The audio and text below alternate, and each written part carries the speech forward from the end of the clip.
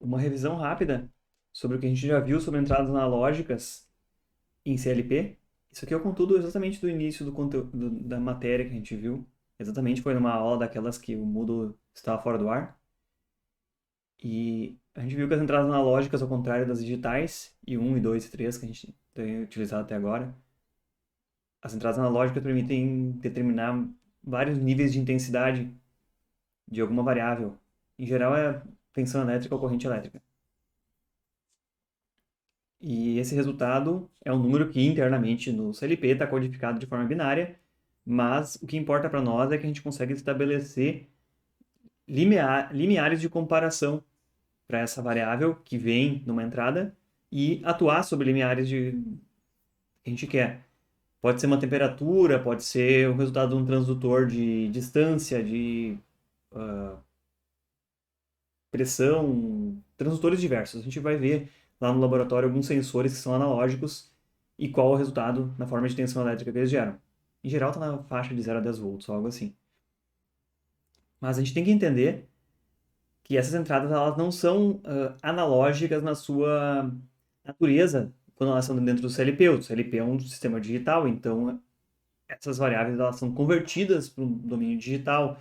Então a gente não consegue ver uma variação menor do que uma determinada fração.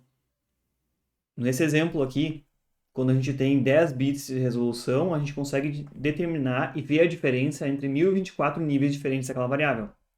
Se fosse no caso desse exemplo de 0 a 5 volts, deixa eu puxar no gráfico de baixo aqui, em que uma entrada suporta menos 5 mais 5 volts, essa faixa de menos 5 a mais 5, quando estiver em menos 5, a entrada vai ser 0, tudo 0, e quando estiver em mais 5, ela vai ser tudo 1, que no caso 1023 são 10 uns em sequência. A gente não consegue ver uma fração ínfima aqui dentro, a gente não consegue ver uma diferença de 1 milivolt, porque afinal são 10 volts dividido por 1024 degraus diferentes que a gente consegue enxergar. Ainda assim, para grande parte das nossas aplicações, é suficiente ver 1000 valores diferentes de uma determinada variável. Quando é uma temperatura, quando é uma distância, quando não tem uma precisão muito grande numa medida, é mais do que tranquilo a gente conseguir determinar eventos físicos com 1000 degraus diferentes, ou às vezes mais até, às vezes até 4000, quando for em 12 bits, multiplica por 4. Quem quiser retornar um pouquinho lá, a gente fez até alguns cálculos aqui de o que aconteceria se fosse lido um determinado valor nessa entrada digital. Se o valor da tensão fosse 1,65 volts, qual o valor que vai ser lido? Substituindo na expressão, a gente sabe quantos bits tem em resolução, 8 bits no exemplo. A gente sabe que o valor digitalizado é o resultado dessa expressão aqui, o valor da variável x que a gente está calculando, menos a tensão mínima da escala, dividido pela tensão máxima menos a tensão mínima. E a gente viu que dá um valor quebrado se a gente for substituir a expressão. Mas, na verdade, não existe um valor quebrado numa palavra codificada em binário, então a gente vai arredondar. Provavelmente seria 169 ou 170, conforme a nossa política de arredondamento aqui atingiu 170. Como isso vai acontecer dentro do CLP? Como é que a gente vai ver isso? Para que vai nos importar isso? O nosso CLP que a gente vai utilizar na bancada, ele suporta entradas analógicas aqui nos pinos I7 e I8 de 0 a 10 volts. Então a gente consegue ver valores de 0 volts a 10 volts aqui dentro desses pinos. Para isso a gente vai ter que configurar não uma entrada I1, I2, I3, I4, I5, I7 e I8, mas um contato que representa a entrada analógica, que tem um nome diferente. A gente vai ver logo em seguida. Isso daí. E uma atenção que a gente vai ter que ter na prática, na hora de implementar isso aqui, é que tem uns switchzinhos aqui ao lado que a gente tem que botar na posição correta para que a nossa geração de tensão analógica ela realmente chegue até o nosso CLP. Para que não chegue a tensão digital dos pinos ali, dos interruptores switches, mas que chegue a tensão analógica de fato desejada.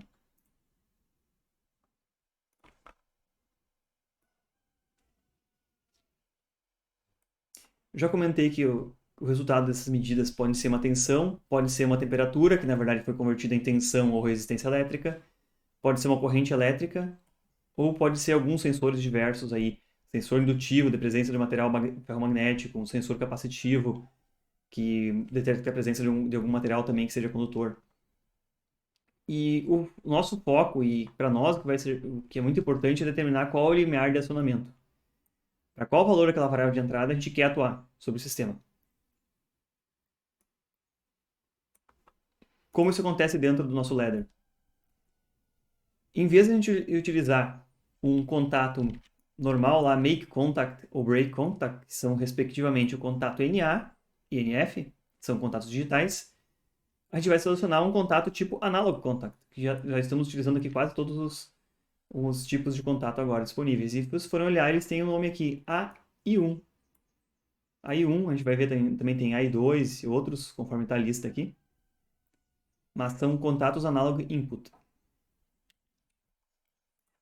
Para utilizar esse contato, se eu botar simplesmente ele em série com uma bobina, não vai funcionar, porque uma bobina não é acionada por um sinal analógico, ela é acionada por um sinal digital, ou eu ligo ou não ligo. Então, para utilizar esse tipo de informação do contato analógico, eu vou utilizar principalmente dois bloquinhos, que são um bloquinho chamado Analog Threshold Trigger, que uma tradução direta aí seria o gatilho do limiar analógico, que é, e dentro desse bloco eu forneço um valor constante com o qual eu quero comparar aquela entrada. E toda vez que atingir aquele valor constante, ele vai adicionar um contato auxiliar dele. Ou então, eu posso botar limiares de ligar e desligar para esse mesmo bloco também. Então ele é muito parecido internamente, como se fosse aqueles blocos contadores. E eu vou inserir um aqui para a gente olhar juntos. É parecido com o contador, com o detalhe que ele não conta, não realiza a contagem, mas ele observa o valor de uma entrada analógica. Para inserir aqui Analog Contact, eu clico nele e eu posso escolher uma entrada. Vou pegar a entrada analógica 1. Ela não tem muitas configurações, né? O contato é simplesmente ele. E se vocês observarem, ele tem um fiozinho de uma espessura maior aqui na saída. A linha que aparece numa espessura maior. Principalmente para lembrar que eu não posso conectar ela numa bobina normal. Incompatible connectors. Então ele não deixa conectar essa nova bobina diretamente, isso não é um contato digital. Mas eu posso utilizar esses blocos como Analog Threshold Trigger, que é um gatilho por limiar analógico. E dentro desse bloco, aí sim, eu vou definir quando eu quero que ligue, threshold para ligar. Eu posso botar aqui 500, no exemplo. E para desligar, 200. Porque eu usei valores que são grandes, não é que tenha 500 volts ou 200 volts. Na verdade esse bloco, se ele for configurado para operar de 0 a 10 volts, conforme está na configuração aqui, que é o que o nosso CLP suporta, ele consegue observar a faixa inteira de 0 a 10 volts. Aqui embaixo, no Measurement Range, é a faixa o intervalo de medida. Eu vou dizer que no menor valor ele vai aparecer 0 e no maior valor ele vai aparecer 1000 nessa entrada. E aí, baseado nessa escala de 0 a 1000, eu digo quando eu quero que ligue e quando eu quero que desligue. Se eu alterar esses parâmetros aqui em cima de ganho e offset, ficam valores diferentes para o início e final do intervalo. Mas eu acho razoável nós utilizarmos tudo uma mesma escala, de 0 a 1000, fica mais fácil da gente se entender quando a gente está elaborando problemas, soluções. E é importante que a gente compreenda que 0 volts vai chegar a 0 nessa entrada e 10 volts vai chegar a 1000. A gente pode fazer uma divisão aí, é como se fosse 10 milivolts por valor da contagem que incrementa aqui.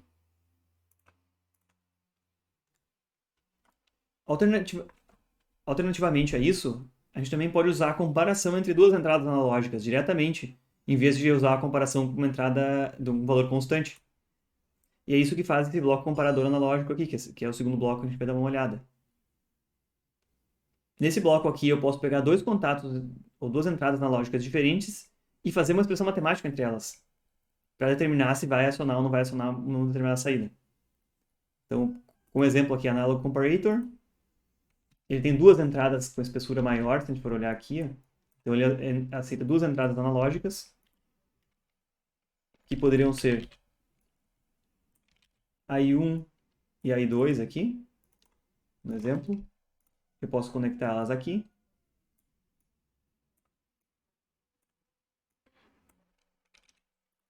E dentro dele, eu vou ter também um limiar para ligar e desligar. Mas nesse caso, o limiar para ligar e desligar é a subtração entre a entrada I1 e a I2. Então, se eu botar 0, ele vai comutar ligando e desligando quando a I1 for maior que a I2. E se eu botar 100, vai comutar quando a I1 for 100 vezes, 100 vezes o passo mínimo que tem entre elas, que é aproximadamente 100 mV acima da entrada 2. Então, basicamente, ele subtrai uma entrada da outra antes de fazer a comparação. Mesmo que eu deixe em 0, ele vai ficar comparando as duas entradas, se for maior e se for menor. Ainda assim, tem diversos outros blocos que podem ser usados pelas entradas analógicas e que esses blocos servem para se fazer operações matemáticas mesmo. Eu posso pegar aqui um amplificador, que na verdade pega o valor digital e multiplica por um valor. Pode ser maior ou menor que 1. Eu posso pegar outros blocos analógicos e fazer um equacionamento entre eles. Analog Math, inclusive, tem aqui um bloco. Mas que no nosso momento aqui não é tão interessante. É só a gente saber que a gente consegue fazer operações matemáticas entre as entradas antes de atuar em alguma coisa. E como ocorre a atuação desses blocos? Pela aquela lógica comum do contato com o nome do bloco. Se eu tenho o bloco chamado SF001, quando exceder o threshold dele, ele vai ligar o contato auxiliar com o nome dele. SF001, análogo threshold trigger aqui. O bloco SF002 também, ele tem um contato auxiliar com o nome dele. Eu também posso usar o contato auxiliar dele, SF002, para atuar em alguma parte do meu circuito quando exceder o limiar dele, com a diferença entre as duas entradas. Essa é a forma mais típica de atuação. Eu disse para vocês que o nosso CLP suporta na entrada aqui de 0 a 10 volts. É a forma que ele opera. Existem CLPs que suportam também, já nato, eles têm uma eletrônica ali dentro, que eles conseguem detectar também sinais na forma de corrente, de 0 a 20 mA ou de 4 a 20 mA, porque existem sensores cuja saída não é dada na forma do sinal de tensão. Mas o sensor na saída já dá um sinal no formato de corrente. Vocês viram lá em automação, alguma coisa relacionada com isso aqui. Também é possível que se utilize um sensor de temperatura tipo PT100 ou PT1000, e esse sensor ele tem uma resistência variável também de acordo com a atuação dele. Então, alguns CLPs já têm a interface pronta, em que você simplesmente bota o sensor de temperatura e ele já amplifica corretamente e já mostra para nós aqui, numa escala de temperatura, qual a temperatura de acionamento. Então, nos facilita bastante, aquele já seta esses parâmetros do gain, range aqui, de acordo. E a gente pode, inclusive, escolher se a gente quer em Celsius ou em Fahrenheit a temperatura de comparação. Aí as temperaturas são definidas aqui em on-off threshold também. Então, existe a possibilidade, o nosso modelo CLP suporta 0 a 10 volts, a gente tem que ter consciência, se tiver 5 volts, qual o valor que vai estar aparecendo? Essa escala de 1 a 1000 seria 500, 5 volts. 0 a 20 mA, 4 a 20 mA ou o sensor de temperatura em si.